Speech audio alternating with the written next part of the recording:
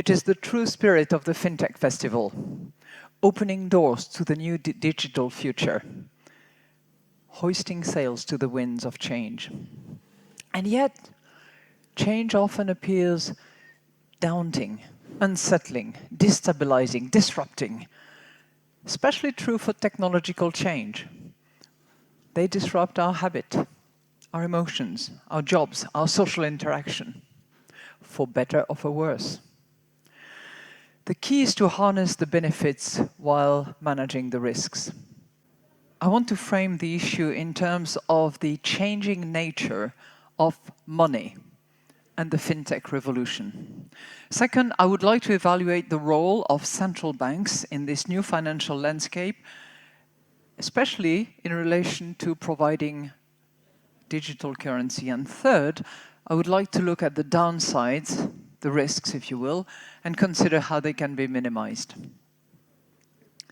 Let me begin with the big issue, the change of money. How is money changing?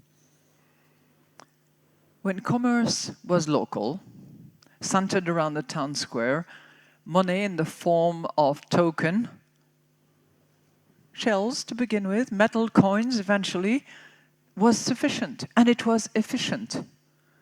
The exchange of coins from one hand to another settled transactions. So long as the coins were valid, and that was determined by just glancing, inspecting, scratching, or sometimes biting into them, it did not matter which hand held them. Do I take you through a little bit of history background?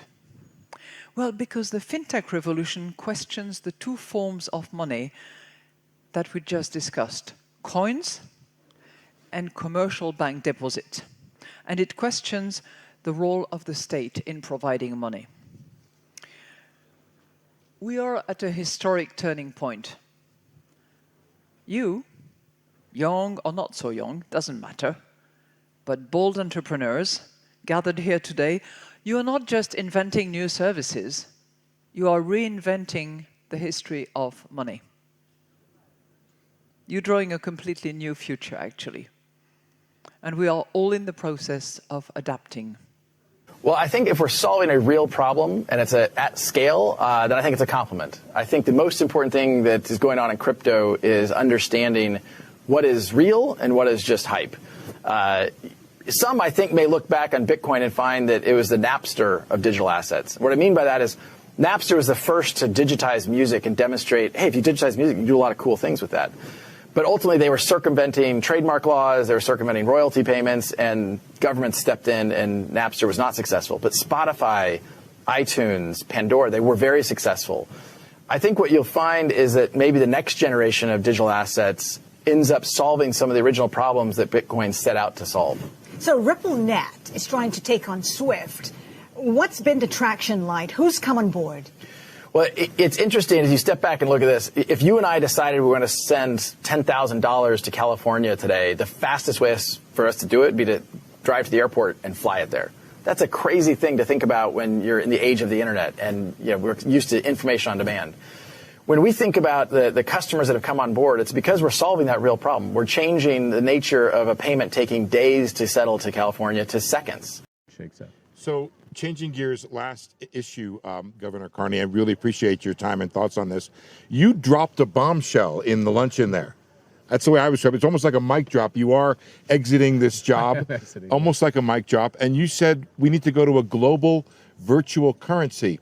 It's a 23-page speech. It's very heavy. Give us the thumbnail. Why just read the, I want to know, did you just read the conclusion of the speech, Steve? No, I read 14 pages and then I jumped to the conclusion. So what's the point? Give us the thumbnail. Why can't the dollar be the global currency? Okay, the dollar is the global currency. We know that. The challenge is that the U.S. share of the global economy has been reducing. The dollar's share of payments, not just financial assets, but payments, a lot of payments between countries that have nothing to do with the U.S. are in dollars. And what happens in situations like we're in today, where the U.S. economy, to its credit, is relatively strong, is doing better, And the Fed has been doing the right thing, which is, they've adjusted policy, they tightened policy as it was strengthening. Now they're making, the Fed is doing the right thing, but they have adjusted and policy is relatively strong. That means rest of world policy is tighter than it needs to be. And that feeds back on the U.S. economy in a way that ultimately slows this economy.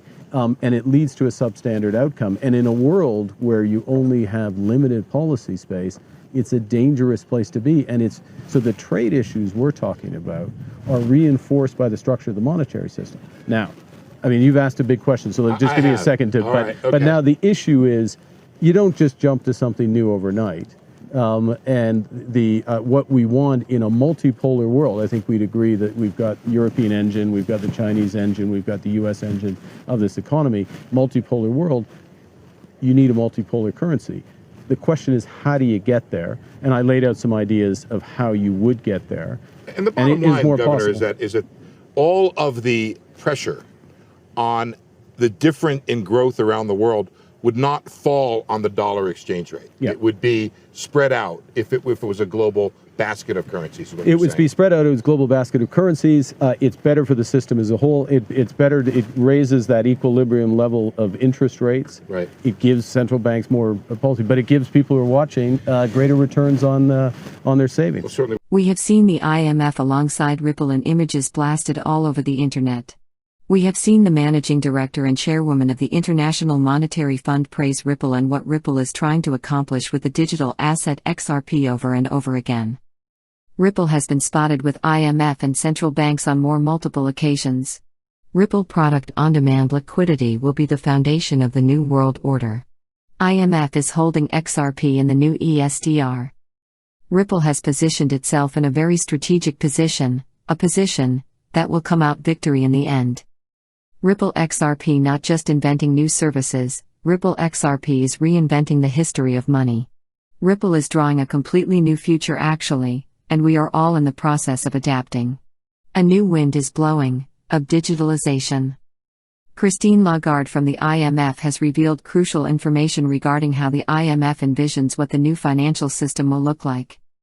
IMF and World Bank are working together with Ripple. Don't be left behind. It is coming. Our lives will change overnight.